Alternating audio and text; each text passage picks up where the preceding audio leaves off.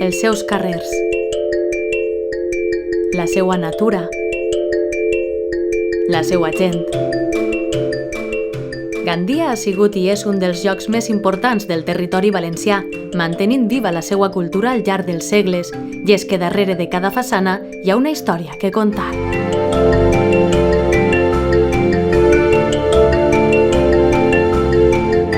Un clar exemple és el convent de Sant Roc, un dels edificis més destacats de la ciutat i que ha experimentat diverses transformacions des dels seus inicis. L'última d'aquestes està relacionada amb el Pla de Recuperació del Patrimoni. El Pla de Recuperació del Patrimoni és una proposta que va vindre en els anys 80 en paral·lel a el que havien fet altres ciutats, especialment en València. En aquest moment havia una voluntat de recuperar un patrimoni que estava, més que oblidat, estava un poc desperdigat i no havia aquest sentiment de protecció. I una sèrie d'arquitectes i sobretot uns polítics ja conscients de la necessitat de recuperar el patrimoni històric d'una ciutat com Gandia van començar a proposar accions sobre tota la ciutat. L'objectiu dels nous edificis que es construeixen són molt variables. És a dir, per un costat està la necessitat d'equipar la ciutat i per un altre costat està el que és la revitalització de la ciutat. Els monuments és evident que són els béns d'interès cultural que diguem ara, abans es deia monuments històrics, tenen que anar recuperant-se i restaurant-se més o menys en la seva integritat. El més important és que no se mos buida el centre, que continue viu, que continue vivint la gent, i no passa com en altres ciutats que el centre està absolutament abandonat i la gent va viure a lo que és la perifèria. La veritat és que Gandia ha sigut un dels exemples pioners en el que seria la recuperació del seu centre històric. El pla de restauració engloba diferents edificis, entre ells l'Hospital de Sant Marc, l'Alqueria del Duc o la Casa de la Marquesa. Aquests, junt amb el convent de Sant Roc, constitueixen avui en dia un emblema per al patrimoni històric de la ciutat, havent-se convertit en un museu arqueològic, casa de la cultura, centre de desenvolupament turístic o biblioteca municipal. Per exemple, en aquesta representació de l'actual Biblioteca Central de Gandia podem veure les diverses transformacions que ha viscut l'edifici. El convent es va construir al segle XVI gràcies a Fra Francesc de Tolosa.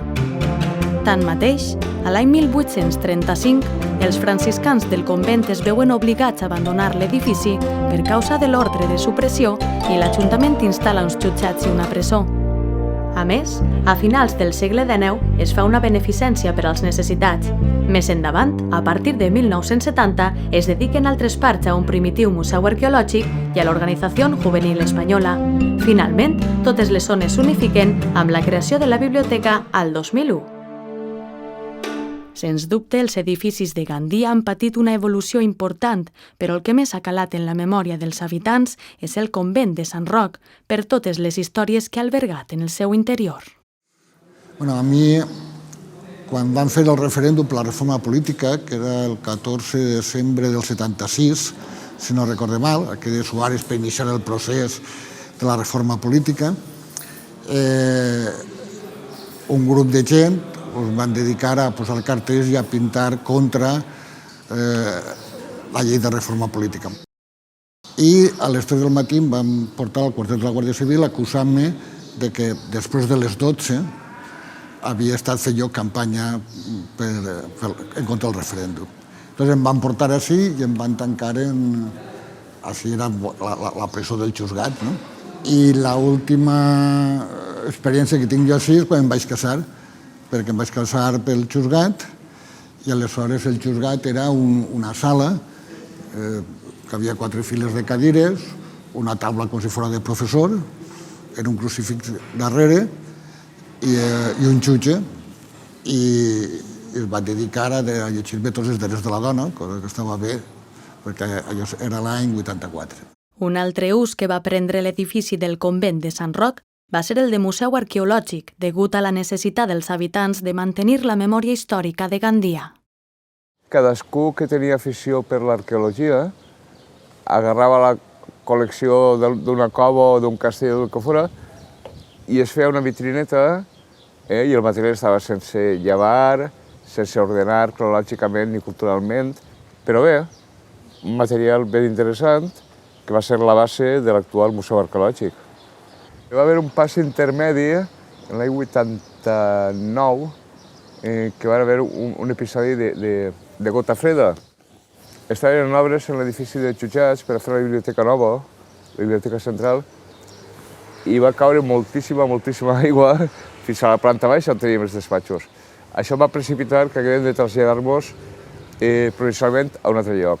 I allí vam estar ja redactant el projecte museogràfic per a instal·lar-ho a l'actual MAGA, a l'antic Hospital de Sant Marc.